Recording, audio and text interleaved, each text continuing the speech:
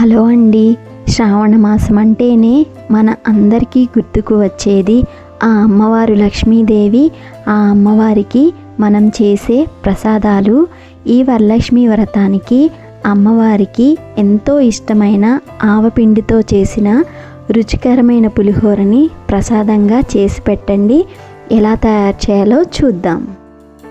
ఒక mixie jar తీసుకుని దాంట్లోకి కొన్ని ఆవాలు, కొన్ని ఎండుమిరపకాయలు, కొంచెం సాల్ట్ యాడ్ చేసి మిక్సీ పట్టుకుని ఈ పొడి అనేది పక్కన పెట్టుకోవాలండి.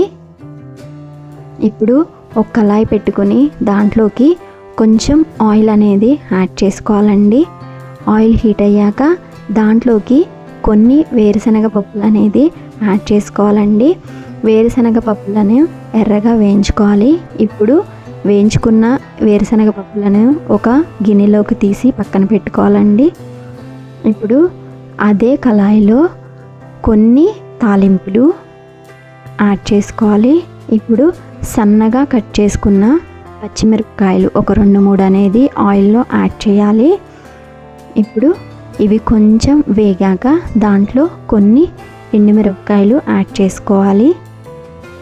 ఇప్పుడు ఎండుమిరపకాయలు కొంచెం రంగు మారాక దాంట్లో కొంచెం పసుపు, కొంచెం సాల్ట్ యాడ్ చేసుకుని పసుపు పచ్చి వాసన పోయేంత వరకు వేయించుకోవాలండి ఆయిల్లో.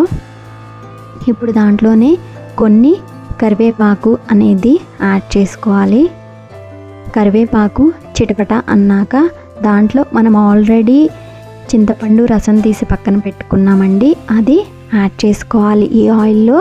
ఇప్పుడు మొత్తం ఒకసారి కలుపుకుని దాంట్లో ఒక చిన్న బెల్లం ముక్క అనేది యాడ్ చేసుకోవాలి.